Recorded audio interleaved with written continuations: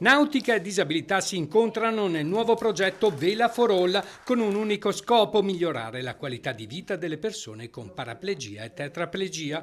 8 pazienti dell'Oras di Motta di Livenza impareranno ad andare in una piccola barca a vela grazie a delle sedute di allenamento su di un'imbarcazione della classe ANSA installata su un simulatore. Durante le lezioni verrà ricreato anche il vento. Dopo un mese di corso agli allievi sarà possibile anche la prima uscita in mare. Quindi una persona che muove solo il mento riesce da solo a guidare la barca. Si realizza un sogno.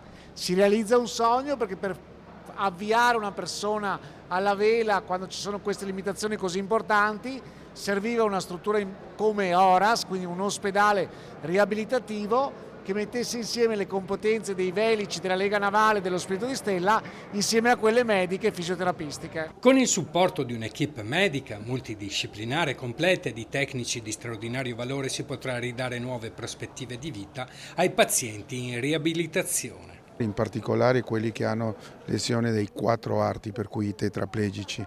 Vorremmo provare in loro dei sistemi di comando e vedere come questo tipo di attività possa facilitare, diciamo così, la qualità di vita di loro una volta ritornati a casa. Partiamo proprio dal medico, dal fisioterapista, che ci daranno la garanzia che quello che stiamo facendo non crea innanzitutto un danno alla persona, funziona e va bene, e quindi per questo è sperimentale, per questo è unico a livello mondiale. Siamo soddisfatti perché siamo riusciti a mettere insieme le risorse del nostro ospedale, dell'iniziativa Lo Spirito di Stella, della nostra ULS e della Lega Navale, quindi di tanti attori diversi, compreso il produttore della barca a vela e che si è reso molto disponibile per questa sperimentazione e anche poi per implementarne l'uso nel futuro nella pratica quotidiana.